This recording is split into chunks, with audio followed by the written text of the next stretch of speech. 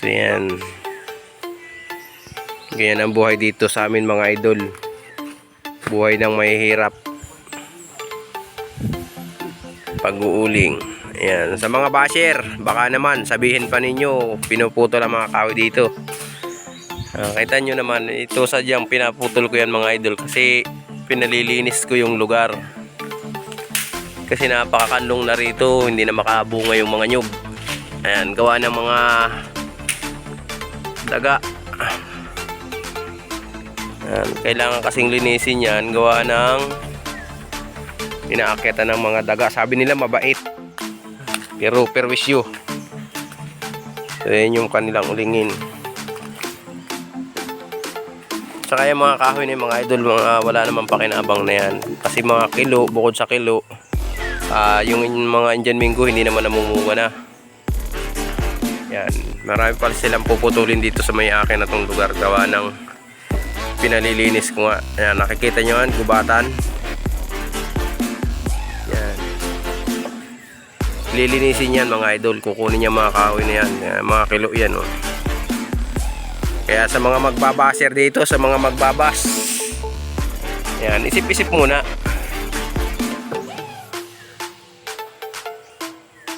Ito'y pabor sa mga taong mga nangangailangan din para mayroong makain. Ganyan ang trabaho dito sa amin sa bundok.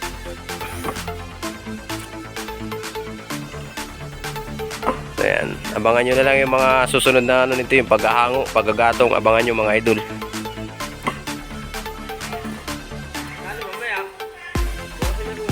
Ayan, idol, mga idol, ayan na, oh.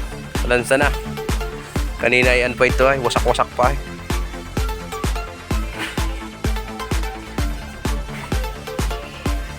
Ayan, mga pang ibabaw.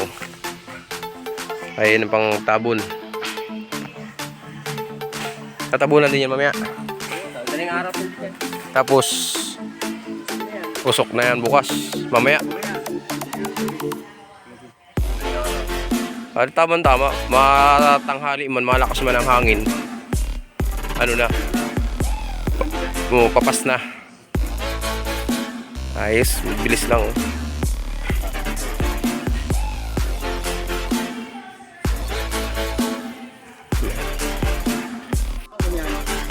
Damo mo na ba pinturon? Yung iba, pinturon mo ba damo? Oo. Diba ano? Araw mo na ito.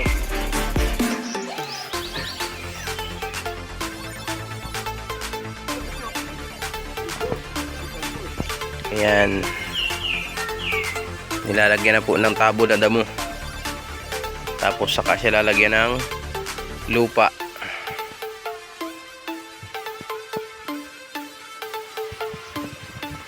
Ganyan lang po yan, oh. Para sa mga hindi pa nakakaranas ng ganito, ayan, panoorin nyo lang tong bidyong ito at sigurado pagka naranasan nyo maghirap, mag-uuling din kayo. Paano masabi?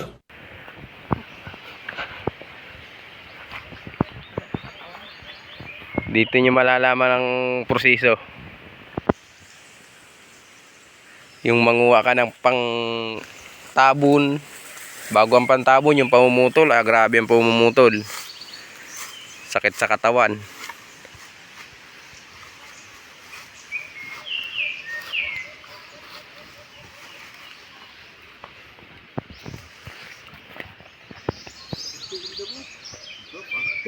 Kulang pa, no? Kulang pa? Kulang pa yan, manipis yan.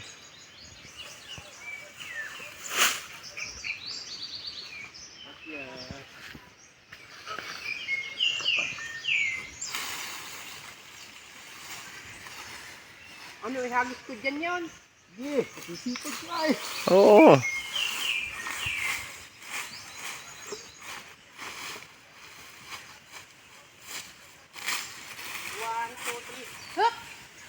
Oh, lakas ah.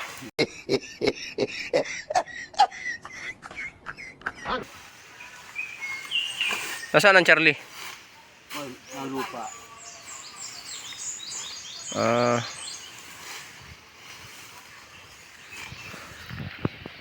Tingnan natin yung nagkukuha ng lupa. Ayan, ito po yung pantabo nila lupa mamaya.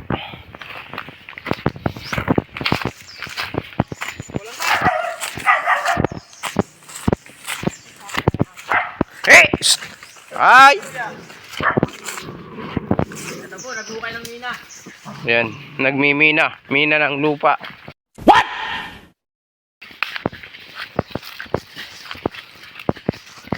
Oo. Ayan. Yan yung panabo na lupa. Actually, ito pong lugar na ito mga idol ay dati ko po itong ulingan. Ako po nag-uuling dito. Yan, medyo lumiit na nga lang yung lugar gawa ng nagkamayroon ng kahoy dito. Pero yung kahoy ay namatay na rin sa katagalan. Pakit ng yung. Yan. Dati ang luwang nito. Pag nag-uuling ako dito dati ay ano, nahango ako ng benching ko 30 sako. Ngayon maliit na yung pisto.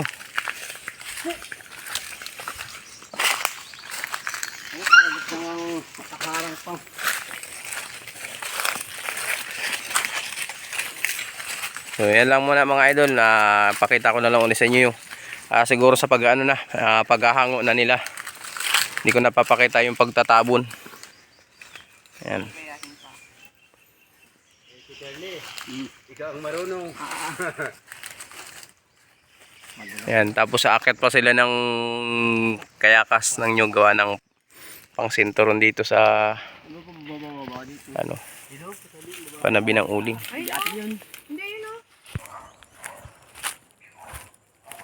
So yan mga idol, kaya na po ay binidyoan ko yung pagtatabo nila nung damo na pinakantakip sa kahoy. So ngayon naman po, yan, hindi ko na nabidyohan yung paglalagay nila ng lupa sa ibabaw. So ayan, nalagyan na po nila. Ayan. Oh. Yan na po yung pinakang kinalabasan ng ano, para na siyang bundok.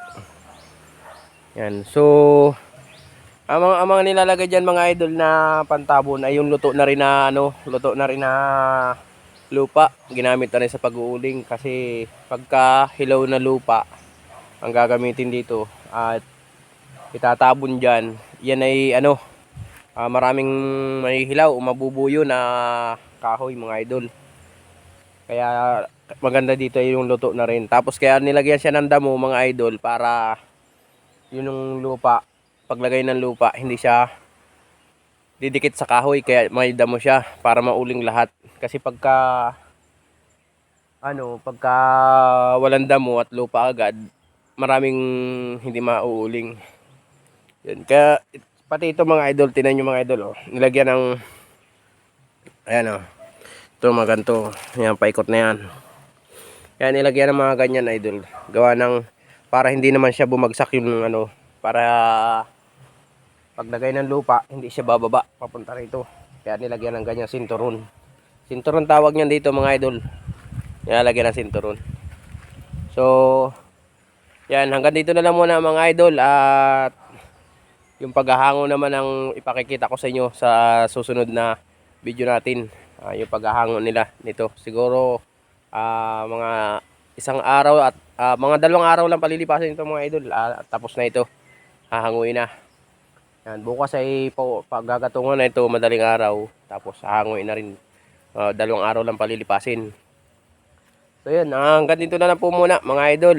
Yan po ang hanap buhay dito sa amin ng mga gantong walang ibang hanap buhay. Ganyan lang. So yan, hanggang dito na lang mga idol. Maraming salamat po sa inyong suporta. Sana po patuloy nyo suportahan itong ating YouTube channel.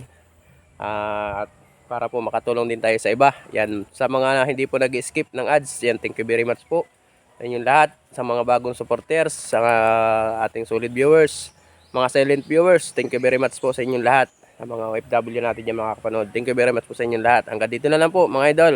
Peace out.